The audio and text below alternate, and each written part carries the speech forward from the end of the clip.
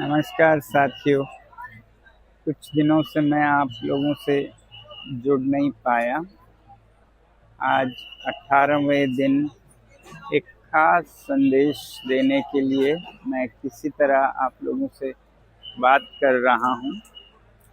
सबसे पहले तो आप लोगों का बहुत बहुत धन्यवाद कि बहुत हज़ारों संदेश आए मेरे सेहत के बारे में चिंता जताते हुए और मुझे अनशन तोड़कर खाना खाने के लिए कहते हुए।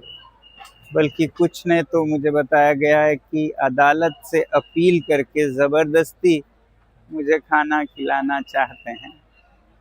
तो दो बातें कहूँ।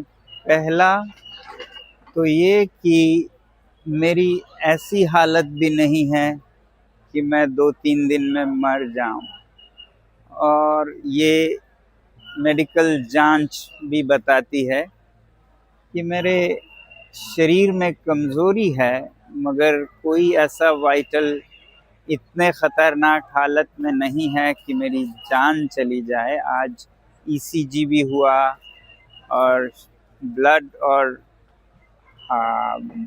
प्रेशर तो होता ही रहता है। कोई इतना ख़तरा नहीं है, मैं ये कहना चाहूँगा आप लोगों से। दूसरी बात, अगर मैं खाना खा भी लूँ, तोड़ भी दूँ अनशन, तो क्या बदलेगा? क्या संदेश जाएगा सरकार को कि कोई जवाबदेही की ज़रूरत नहीं है, लोग खुद चले जाते हैं? इससे क्या हम कुछ बदलाव ला पाएंगे? और आपको मेरी एक जान की फिक्र है, उन 20 जानों का क्या, मासूमों के, जिन्होंने आत्महत्याएं की, और 39-80 का क्या जो अगले सालों में करेंगे, और बहुत आपके घर से होंगे। तो मेरी जान या मेरी सेहत इतनी भी बड़ी चीज़ नहीं है, ये मैं आपको बताऊं। मगर आप लोगों के इन संदेशों का कद्र करते हुए बड़े बड़े बुजुर्ग नेतागण यहाँ आकर कुछ प्यार से कुछ गुस्से से मुझे कह रहे हैं, इसका इज्जत करते हुए मैंने एक मध्यम मार्ग निकाला है। वो है 20 जुलाई का। हमारे देश की लोकतंत्र की मंदिर है हमारा संसद, जहाँ नियम नीतियाँ बनती हैं। वहाँ तक हम इस मुद्दे को ले जा पाएँ सफलता से हमारे सांसदों के साथ, और 50,000 लोग इसे साथ ले जा पाएँ 20 जुलाई को, तो मुझे भरोसा होगा कि ये मुद्दा मर नहीं जाएगा। अगले साल और सैकड़ों बच्चे आत्महत्या नहीं करेंगे, प्रणाली में सुधार होगा। तो आपसे विनती है कि मुझे अनशन तोड़ने के लिए कहने के बजाय आप भी एक छोटा सा कदम उठाएं, 20 जुलाई को बड़ी संख्या में जुड़ें। क्योंकि जहां एक तरफ संसद सबसे सर्वोपरि है, तो वहीं सड़क भी कम नहीं है। ये एक पुअर कजिन है संसद का, और अगर संख्या में लोग आते हैं तो सड़क बड़ी है संसद से भी। डायरेक्ट डेमोक्रेसी कह सकते हैं इसे। तो 20 जुलाई को हम डायरेक्ट डेमोक्रेसी का अभ्यास करें।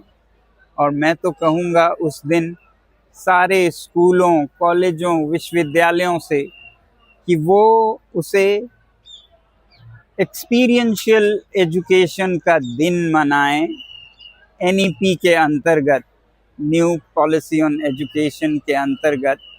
क्योंकि उस दिन बच्चे अभ्यास कर पाएंगे पॉलिटिकल साइंस का एक अनोखा लेसन, जो कि इतिहास का हिस्सा होगा, जिसमें वो खुद शिरकत हो पाएंगे और सीख पाएंगे कैसे लोकतंत्र चलता है जनता की ओर से भी। तो मैं आप सबको बड़ी संख्या में जुड़कर एक छोटा कदम उठाने को कहूँगा, ना कि मुझे सिर्फ अनशन तोड़ने के लिए। उससे पहले भी आप कुछ कर सकते हैं। एक तो ये कि आप इस दिए गए नंबर पर मिस कॉल देकर जताएं कि आप आ रहे हैं उस मार्च में हिस्सा लेने के लिए।